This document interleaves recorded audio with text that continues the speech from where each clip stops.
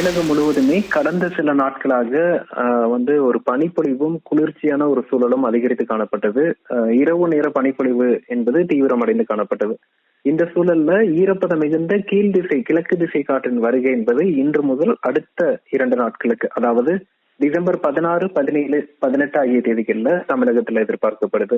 இதன் காரணமா இன்றும் நாளையும் சென்னை உட்பட கடலோர மாவட்டங்கள், அதாவது சென்னை, திருவள்ளூர், காஞ்சிபுரம், செங்கல்பட்டு, புதுச்சேரி, விழுப்புரம், கடலூர், மயிலாடுதுறை, காரைக்கால், நாகப்பட்டினம், திருவாரூர் உள்ளிட்ட கடலோர மாவட்டங்கள்ல டிசம்பர் 16, 17 தேதிகள்ல மிதமானது முதல் சற்றே கனமழை விட்டு பதிவாகும் அப்படின்னு எதிர்பார்க்கலாம்.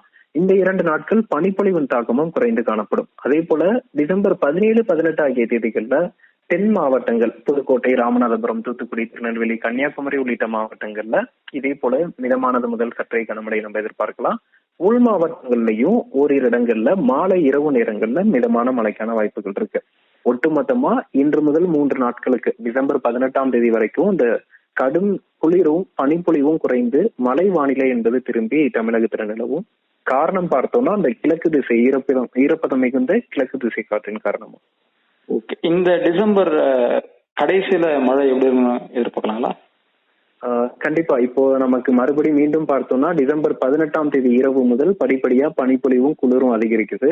அந்த பனிப்பொழிவும் குளிரும் டிசம்பர் 27ஆம் தேதி வரையிலான காலகட்டத்துல நீடிக்கும் அப்படின்னு எதிர்பார்க்கலாம். உள் மாவட்டங்கள்ல எல்லாம் குறைந்தபட்ச வெப்பநிலை என்பது நமக்கு 14 முதல் 17 டிகிரி செல்சியஸ் அளவிற்கு குறைவதற்கும், அதே போல நமக்கு உதகமண்டலம், ஊட்டி, வால்பாறை, கொடைக்கானல் மற்றும் நமக்கு மேற்கு தொடர்ச்சி மலையோர பகுதிகளில் உறைபனி நிலவுவதற்கும் 10 டிகிரி செல்சியஸ்க்கு மேல வெப்பநிலை குறைவதற்கும் வாய்ப்புகள் இருக்கு. அதனை தொடர்ந்து 28ஆம் தேதிக்கு பிறகு மீண்டும் கிழக்கு திசை காற்றின் காரணமா நமக்கு மிதமான மழைக்கான வாய்ப்புகள் இருக்கு.